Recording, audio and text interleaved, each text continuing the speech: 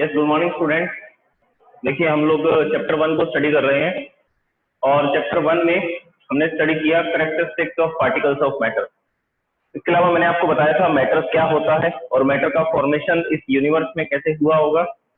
उसके अलावा हम लोग ये स्टडी करना चाहते थे कि मैटर कैसे बनता है, तो उसका कंक्लूजन ये निकला था कि मैटर पार्टिकल से बनता है।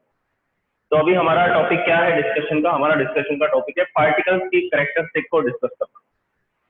पार्टिकल्स की कैरेक्टरिस्टिक को समझते हैं। पार्टिकल्स की कैरेक्टरिस्टिक अगर समझ में आ जाएंगी तो हमें ये समझ में आने लग जाएगा कि मैटर किस किस टाइप की फॉर्म में, मतलब किस किस टाइप में या किस किस फॉर्म में हमें दिखाई देता है। ओके, तो इसके लिए मैंने आपको ये 4 कैरेक्टरिस्टिक्स बताई थी। Particles of matter are very very small in size, particles of matter have spaces between them, and particles of matter attract each other, not attract. Particles of matter attract each other and particles of matter are continuously moving. जो matter के particles हैं वो continuous motion करते रहते हैं, एक दूसरे को अट्रैक्ट करते हैं, उनके बीच में स्पेसेस होते हैं, उनका साइज बहुत छोटा होता है। अब ये 4-5 जो कैरेक्टरिस्टिक्स हैं, इन कैरेक्टरिस्टिक्स के लिए क्या देना पड़ेगा? एविडेंस भी देना पड़ेगा, प्रूफ भी देना पड़ेगा कि हाँ ये कैरेक्टरिस्टिक किस तरह से डिसाइड की गई। ओके, तो अब हम इनके प्रूफ की बात करते हैं, एविडेंस कि ये कैसे समझ में आएगा कि पार्टिकल का जो साइज है वो बहुत छोटा होता है, it is very very small. तो उसके लिए हमें क्या करना पड़ेगा? एक एक्सपेरिमेंट करना पड़ेगा। उस एक्सपेरिमेंट से हम ये बता सकते हैं कि जो पार्टिकल्स हैं उनका साइज कैसा होगा, बहुत छोटा होगा। इसी तरह से और भी एक्सपेरिमेंट्स हैं, स्पेसेस होते हैं बीच में, अट्रैक्ट करते हैं, कंटिन्यूसली मूविंग होते हैं, तो इन सब के लिए हम लोग एविडेंस देते हैं। तो मैं सबसे पहले कैरेक्टरिस्टिक के लिए एक एक्सपेरिमेंट करने वाला हूँ।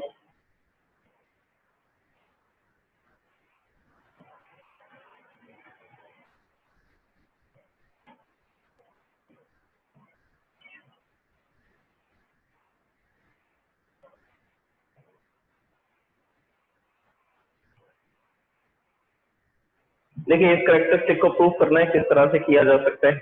ऐसा करने के लिए हमें यूज करनी पड़ेगी एक एक्टिविटी। तो मैं इसको एम में लिखता हूँ।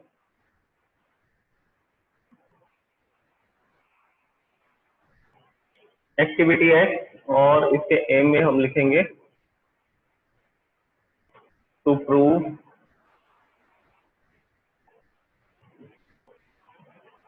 Particles of matter are very very small in size,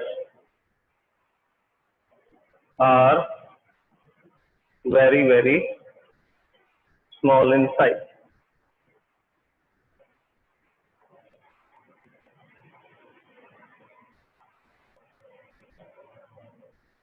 तो प्रूव करने के लिए हम लोग क्या करेंगे? एक्टिविटी कर रहे हैं और एक्टिविटी में क्या होगा? कुछ ऑपरेटर्स दिए होंगे।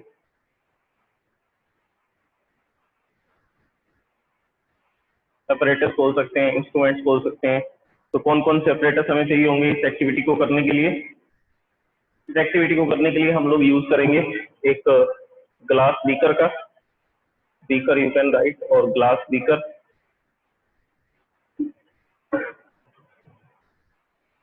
some water, or you can say that 100 ml water, then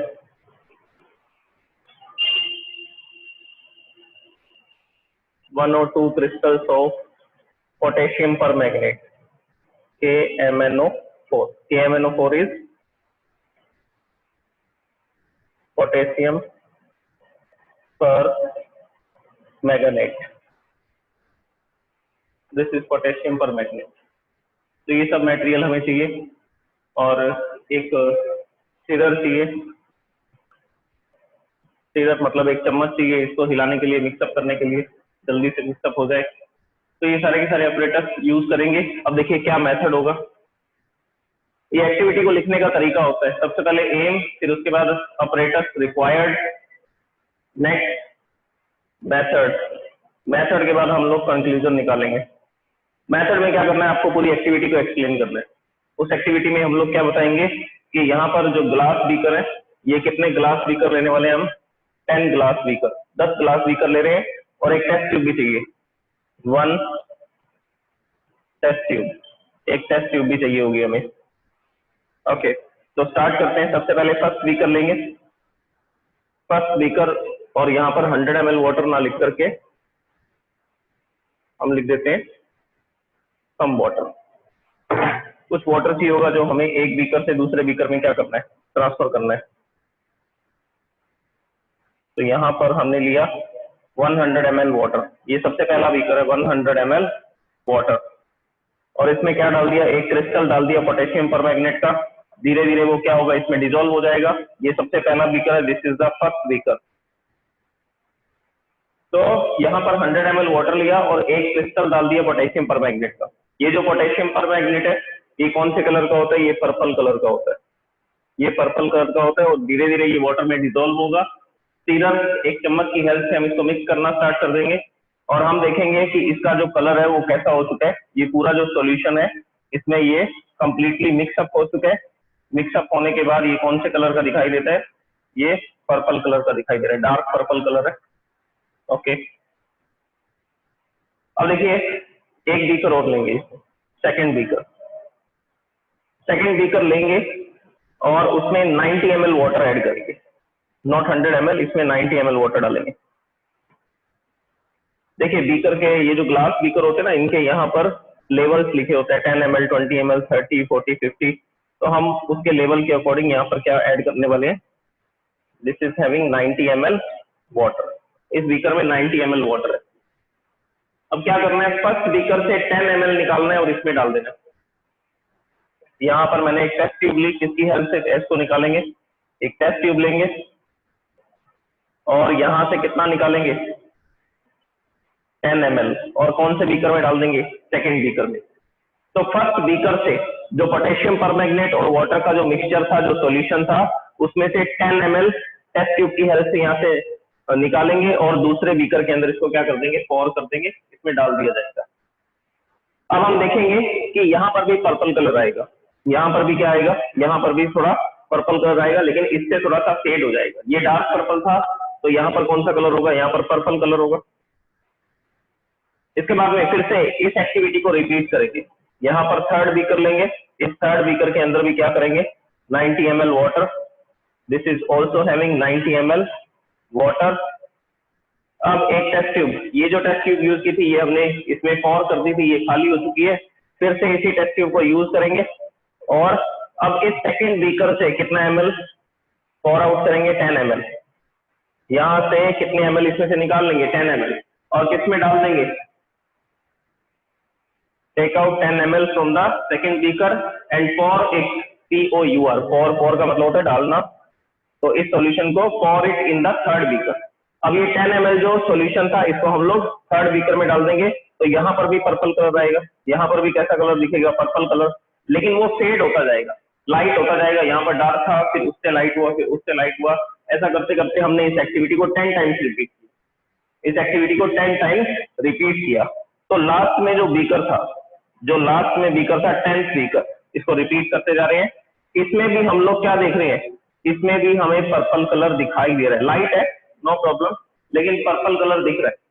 इसका मतलब क्या हुआ, यहाँ पर भी पोटेशियम परमैंगनेट के पार्टिकल्स आ चुके होंगे, यहाँ पर भी किसके पार्टिकल्स आ चुके होंगे, पोटेशियम परमैंगनेट के।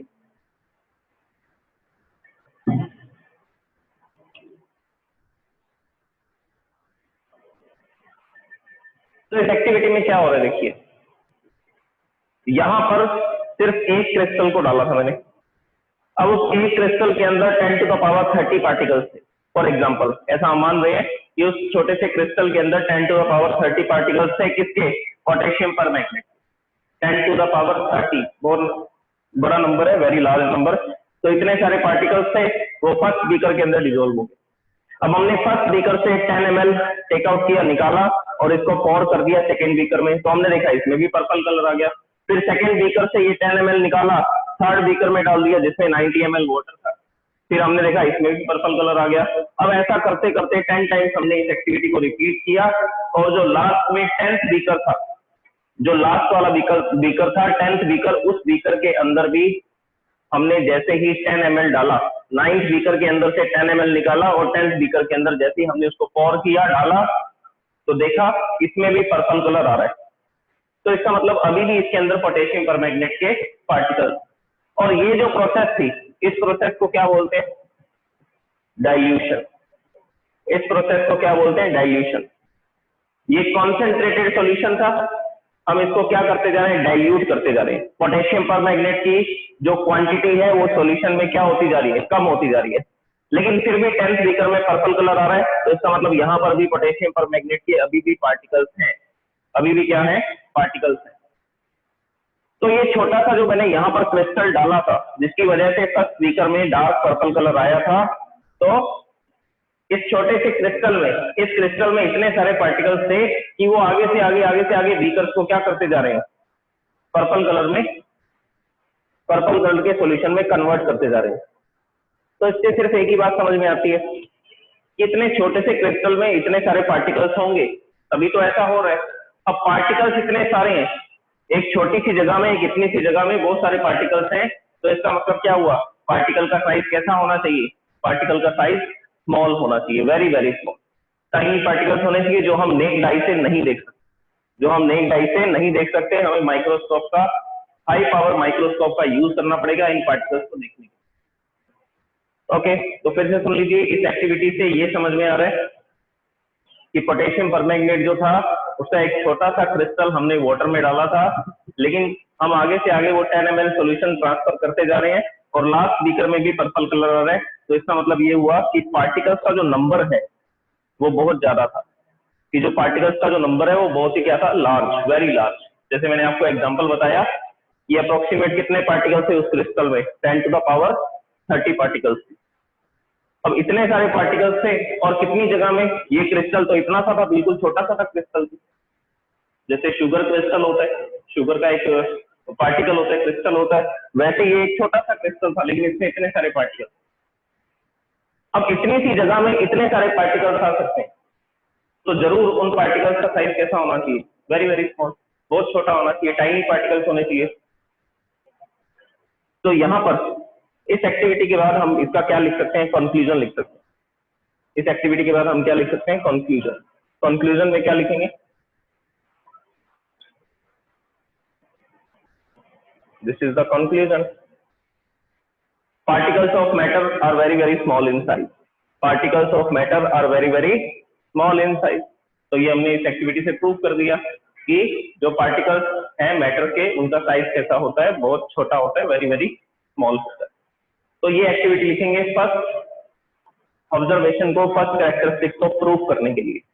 ओके, अब सेकेंड कैरेक्टरिस्टिक क्या थी? Spaces between them. अब स्पेसेस वाली एक्टिविटी को प्रूव करना है तो बड़ा सिंपल एक्सपेरिमेंट है। क्या ऐड कर देंगे? सॉल्ट ऐड कर देंगे वाटर के अंदर और देखेंगे कि लेवल तो इंक्रीज ही नहीं हो रहा। और क्या देखेंगे? लेवल क्या नहीं हो रहा? इंक्रीज नहीं हो रहा। अब देखिए कैसे प्रूव करेंगे सेकंड कैरेक्टरिस्टिक को।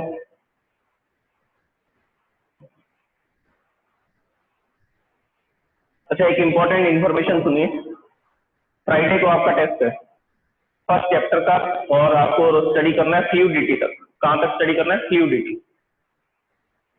स्टार्टिंग से लेकर के, मैं यहां लिख देता हूं,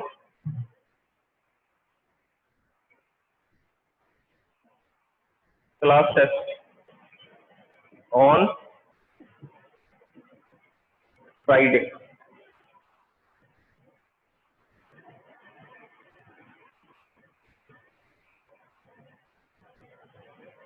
ट्वेंटी फोर है, 24 जुलाई को है।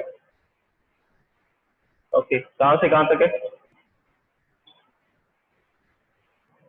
Chapter 1 from starting from matter. पहला टॉपिक उसमें क्या है? मैटर, चैप्टर 1 है। फ्रॉम मैटर टू फ्लूइडिटी,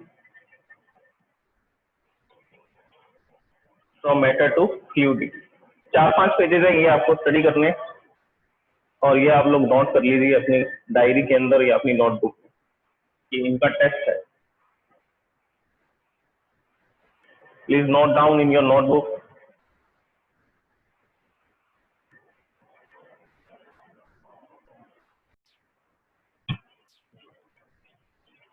हमारा एम है prove that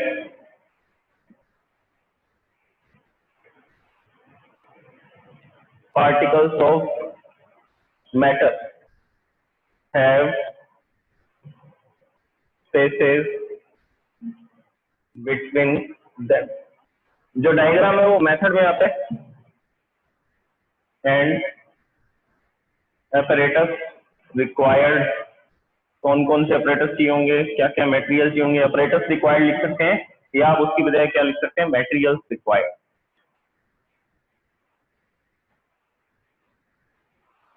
कौन कौन से मटेरियल चाहिए इसमें, एक तो हमें चाहिए सॉल्ट, दूसरा मटेरियल चाहिए water, third one is beaker और एक चाहिए मार्कर, लेवल को मार्क करने के लिए. तो ये 3-4 ऑपरेटर्स चाहिए. Okay, now I am writing the method. Method में ही डायग्राम आएगा और मेथड के ही अंदर एक्सप्लेनेशन आएगी. तो देखिए करना क्या है, अब इसमें आपको यूज करना है एक बीकर का, ग्लास बीकर का. तो देखिए यहाँ पर हम लोग एक ग्लास बीकर बना देते हैं. Here it is a glass beaker. ये जो ग्लास बीकर था इसमें हमने फॉर एग्जांपल मान लीजिए 100 ml ऑफ वाटर ऐड कर दिया इसमें. This is having 100 ml water. ml लिख सकते हैं या ग्राम भी लिख सकते हैं. ओके, नेक्स्ट यहाँ पर हमने इसके अंदर ये वाटर को क्या कर दिया, फिल कर दिया. तो एक बीकर लिया, बीकर के अंदर वाटर ऐड कर दिया. वाटर ऐड करने के बाद इसके लेवल को मार्क करना है. इसके लेवल को क्या करना है, मार्क करना है. और देखिए मैंने मटेरियल्स रिक्वायर्ड में क्या लिखा हुआ है, एक मार्कर की जरूरत पड़ेगी हमें. तो हम लोग क्या करेंगे, एक मार्कर की हेल्प से, एक मार्कर की हेल्प से ये जो ग्लास बीकर है, इस ग्लास बीकर के ऊपर यहाँ पर ऐसे लेबलिंग कर देंगे. इस तरह से एक मार्क लगा देंगे, एक निशान लगा देंगे, जिससे हमें ये पता लग जाए कि वाटर का लेवल अभी यहाँ था, वाटर का लेवल अभी इस जगह तक था. तो मैंने यहाँ पर देखिए इस जगह पर मैंने ऐसा मार्क कर दिया हियर. तो ये वाटर लेवल है इस बीकर के अंदर, जब इसमें सिर्फ वाटर था. अब हम इसमें ऐड करने वाले हैं salt, and this one is beaker. ये एक बीकर. ओके, अब हम इसमें सॉल्ट को ऐड करेंगे. तो कितना सॉल्ट ऐड कर रहे हैं, 10 ग्राम सॉल्ट, 10 ग्राम कॉमन सॉल्ट. 10 ग्राम NaCl इसमें ऐड करेंगे. तो जैसे ही 10 ग्राम NaCl इसमें ऐड करेंगे, ऐड करने के बाद हमें एक और मटेरियल चाहिए, स्टीरर. एक चम्मच चाहिए इसको हिलाने के लिए. तो मैंने यहाँ पर इस सॉल्ट को मिक्सअप कर दिया. इसको मैं डॉट डॉट से बना रहा हूँ और ये ट्रांसपेरेंट सॉल्यूशन बना. ये सॉल्ट इसमें कंप्लीटली मिक्सअप हो गया. 10 ग्राम सॉल्ट डाला है, मैक्सिमम 36 ग्राम डाल सकते हैं. वो सैचुरेटेड सॉल्यूशन में हमने पढ़ा था, सॉलिबिलिटी में स्टडी किया था हमने इसको. एनीवेज अभी आप ये समझिए कि 10 ग्राम सॉल्ट को इस बीकर के अंदर ऐड किया और हमने इसको स्टीरर से हिला करके कंप्लीटली मिक्सअप कर दिया. कंप्लीटली मिक्सअप कर दिया, लेकिन अभी भी एक चीज देखने को मिल रही है कि वाटर का जो लेवल है वो इंक्रीज नहीं हुआ, कि वाटर का जो लेवल है वो अभी भी क्या नहीं हुआ, इंक्रीज नहीं हुआ. तो बस इस एक्टिविटी से ये प्रूफ मिल रहा है, ये एविडेंस मिल रहा है हमें कि हमने जो सॉल्ट मिक्स किया था फिर वो कहाँ गया, वो गया वाटर के पार्टिकल्स के बीच में, जो स्पेसेस थे उन स्पेसेस के बीच में रह गया. अब देखिए यहाँ पर समझिए एक और डायग्राम की हेल्प से, ये बीकर है और ये जो पार्टिकल्स बता रहा हूँ ये water particles, these are the water particles. अब वाटर पार्टिकल्स के बीच में आपको स्पेसेस दिख रहे हैं और इन स्पेसेस के अंदर किसके पार्टिकल आ गए, सॉल्ट के, जिनको मैं डार्क कलर से बना रहा हूँ, सॉलिड कलर से बना रहा हूँ. ये सॉल्ट के पार्टिकल्स यहाँ पर आ गए. तो इसके बाद यहाँ पर देखिए ये वाटर पार्टिकल्स और इनके बीच में जो स्पेसेस हैं, इन स्पेसेस के बीच में सॉल्ट के पार्टिकल्स ऐड हो गए इसमें. तो इसी वजह से तो इसका लेवल इंक्रीज नहीं हो रहा. अब इस एक्टिविटी से हम लोग क्या डिस्क्राइब कर पाएंगे कि हमने जो यहाँ पर सॉल्ट मिक्स किया था, कि हमने जो वाटर के अंदर जो सॉल्ट मिक्स किया था वो सॉल्ट इसमें कंप्लीटली मिक्सअप हो गया और लेवल इंक्रीज नहीं हुआ. लेवल इंक्रीज क्यों नहीं हुआ, because particles of matter have spaces between them, क्योंकि मैटर के पार्टिकल्स के बीच में स्पेसेस होते हैं. तो वाटर के पार्टिकल्स के बीच में भी स्पेसेस थे, उन स्पेसेस के अंदर सॉल्ट के पार्टिकल्स आ गए, उन स्पेसेस में क्या आ गए, उन स्पेसेस में आ गए सॉल्ट पार्टिकल्स और कंप्लीटली मिक्सअप हो गए. इसी वजह से जो वाटर का लेवल है वो इंक्रीज नहीं हुआ, इसी वजह से वाटर का लेवल क्या नहीं हुआ, इंक्रीज नहीं हुआ. So this is the second activity. अब आपको पता है क्या लिखना है, किसी भी एक्टिविटी में 4 चीजें लिखेंगे कम से कम, aim, material required, method, last में लिखेंगे कंक्लूजन। जो मैंने यहाँ पर मार्क की है line, this is the conclusion. इसके बाद में कंक्लूजन में लिखेंगे this activity shows that, conclusion या आप रिजल्ट लिख सकते हैं, आप इसको रिजल्ट भी बोल सकते हैं। तो कंक्लूजन में लिखेंगे this activity shows that the particles of matter have spaces between them, the particles of matter have spaces between them. Okay, अब देखिए थर्ड पॉइंट के बारे में डिस्कस करते हैं। जो थर्ड एक्टिविटी होगी वो क्या होगी, वो डिपेंड करेगा कि हमने क्या कैरेक्टरिस्टिक स्टडी की थी पार्टिकल्स की। पार्टिकल की थर्ड कैरेक्टरिस्टिक हमने ये स्टडी की थी कि पार्टिकल्स सब एक दूसरे को अट्रैक्ट करते हैं, दे एक्सर्ट एन अट्रैक्शन फोर्स। वो सारे एक दूसरे पर क्या लगाते हैं, अट्रैक्शन फोर्स लगाते हैं। तो अब हमें ये प्रूव करना है कि मटेरियल के पार्टिकल्स के बीच में अट्रैक्शन फोर्सेस होते हैं। मटेरियल के पार्टिकल्स के बीच में क्या होते हैं, अट्रैक्शन फोर्सेस होते हैं। So now third activity,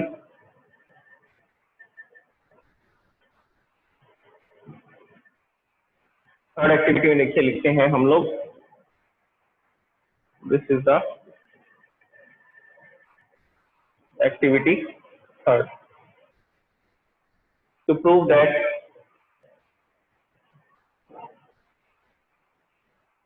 particles of matter attract each other, attract each other. Okay, now materials required, कौन कौन से मटेरियल चाहिए होंगे, हमें किस किस की जरूरत पड़ने वाली है। हमें जरूरत पड़ेगी आइस क्यूब की, तो एक तो आइस क्यूब लेंगे, दूसरा लेंगे चौक। तो मैं इसको सीरीज में ही लिखता हूँ। सबसे पहले एक चौक लेंगे जिससे हम लोग बोर्ड पर लिखते हैं, ग्रीन बोर्ड पर या ब्लैक बोर्ड पर लिखते हैं chalk, and second is ice cube. Ice का एक क्यूब लेंगे, छोटा सा टुकड़ा लेंगे, and an iron nail, an iron nail, एक लोहे की कील लेंगे, एंड हैमर, और एक हैमर का यूज करेंगे। ओके, इसके बाद में देखिए हैमर का भी यूज कर सकते हैं और एक कटर का भी यूज कर सकते हैं, ग्राइंडिंग मशीन का भी यूज कर सकते हैं। एनीवेज वो मैं आपको मेथड में एक्सप्लेन कर दूंगा। तो देखिए नेक्स्ट क्या है, नेक्स्ट पॉइंट है हमारा मेथड। अब मेथड में हम लोग बताएंगे कि हमारे पास 3 मटेरियल्स हैं। हमारे पास 3 मटेरियल्स हैं। सबसे पहला मटेरियल है चौक, तो एक चौक को बनाते हैं, this is a Chowk. Okay, next एक आइस क्यूब, तो एक आइस क्यूब बना देते हैं यहाँ पर।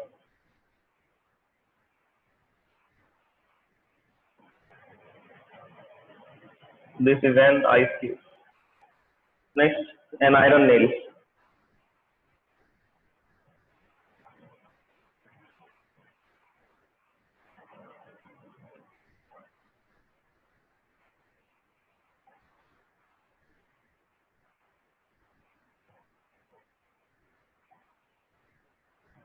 दिस इज आयरन नेल, एक आयरन नेल बना दी। तो 3 चीजें ली हमने, और एक और मटेरियल था हमारे पास, एक और मटेरियल था, कौन सा, हैमर। हैमर से इस पर स्ट्राइक करेंगे, एक हैमर का यूज करेंगे, और हैमर से क्या करने वाले हैं, हैमर से हम इनको स्ट्राइक करने वाले हैं।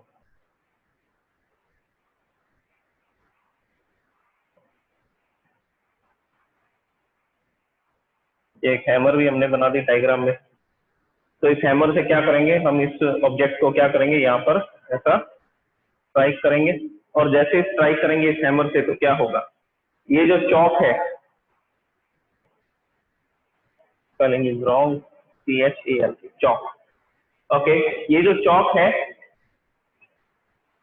here it is also wrong,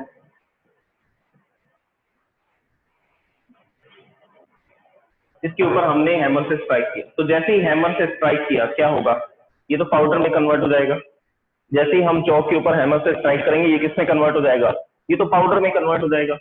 powder में कन्वर्ट हो गया तो इसका मतलब क्या हुआ, कि इसके पार्टिकल्स के बीच में फोर्स ऑफ अट्रैक्शन स्ट्रॉन्ग नहीं था, वीक अट्रैक्शन फोर्स था। पार्टिकल्स एक दूसरे को अट्रैक्ट कर रहे थे, उसकी वजह से ये सॉलिड की फॉर्म में हमें दिखाई दे रहा था, लेकिन अट्रैक्शन फोर्स बहुत कम था। हम इसको इजीली ब्रेक डाउन कर सकते हैं, तोड़ सकते हैं पीसेस के अंदर। Next ice cube. अब आइस क्यूब के ऊपर जब हम हैमर से स्ट्राइक करेंगे तो क्या होगा, इसको ब्रेक डाउन करने के लिए, इसको तोड़ने के लिए हमें थोड़ा ज्यादा फोर्स लगाना पड़ेगा। चौक के ऊपर तो ऐसा हल्का सा हैमर मारेंगे वो तो टूट जाएगा, ब्रेक डाउन हो जाएगा, लेकिन आइस क्यूब के ऊपर थोड़ा हमें जोर लगा करके हैमर को स्ट्राइक करना पड़ेगा ताकि ये पीसेस के अंदर ब्रेक डाउन। तो हमने बोला कि इसके पार्टिकल्स के बीच में फिर फोर्स ऑफ अट्रैक्शन कैसा होगा, ज्यादा होगा। आयरन नेल, इस पर हैमर से स्ट्राइक कर रहे हैं, देख रहे हैं ये ब्रेक डाउन नहीं हो रहा, इससे हैमर से, इसके ऊपर हैमर से स्ट्राइक कर रहे हैं, लेकिन ये क्या नहीं हो रहा, ये तो ब्रेक डाउन नहीं हो रहा। तो इसका मतलब क्या हुआ, जो आयरन नेल है उसके पार्टिकल्स के बीच में अट्रैक्शन फोर्स कैसा होगा, उसके पार्टिकल्स के बीच में अट्रैक्शन फोर्स होगा very very strong. The particles of iron attract each other with a very strong force, with a very strong force. तो आयरन नेल के जो पार्टिकल्स थे, आयरन के जो पार्टिकल्स थे, वो सभी एक दूसरे को बहुत ही स्ट्रॉन्ग फोर्स से अट्रैक्ट करते हैं, बहुत ही स्ट्रॉन्ग फोर्स से अट्रैक्ट करते हैं। तो इसी वजह से हम इसको क्या नहीं कर पा रहे हैं, हम इसको ब्रेक डाउन नहीं कर पा रहे। देखिए अल्टीमेटली हमें पता है ना, सभी मटेरियल पार्टिकल से मिलकर के बने, तो चौक भी पार्टिकल से बना है, आइस क्यूब भी पार्टिकल से बना है, आयरन नेल भी पार्टिकल से। इसमें कौन से पार्टिकल्स हैं, इसमें पार्टिकल्स हैं कैल्शियम ऑक्साइड के, CaO, इसमें कैल्शियम ऑक्साइड के पार्टिकल्स हैं। आइस क्यूब के अंदर पार्टिकल्स हैं H2O के, सारे के सारे पार्टिकल्स H2O के हैं। आयरन नेल में किसके पार्टिकल्स हैं, आयरन के पार्टिकल्स हैं। तो सारे मटेरियल पार्टिकल से ही तो बने, लेकिन इन पार्टिकल्स के बीच में अट्रैक्शन फोर्स कम ज्यादा हो सकते हैं।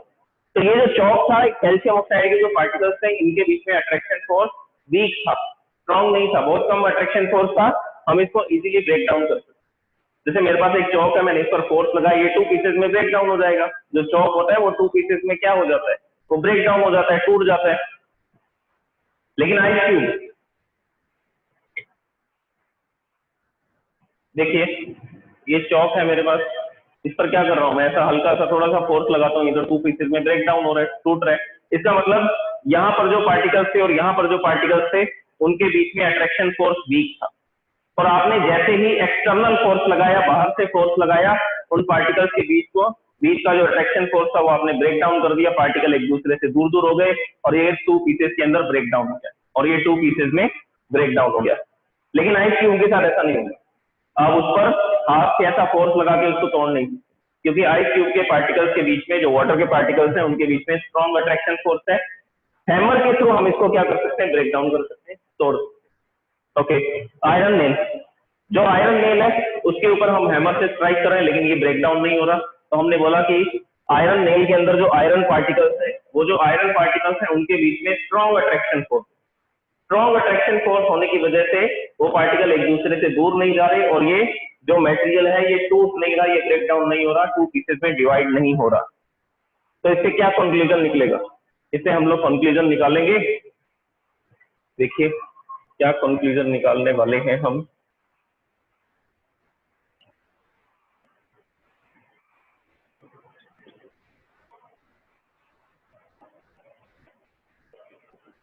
इससे ये कंक्लूजन निकलेगा, this activity shows that particles of matter have attraction force between them. ऐसा भी बोल सकते हैं, ये भी बोल सकते हैं, particles of matter attract each other.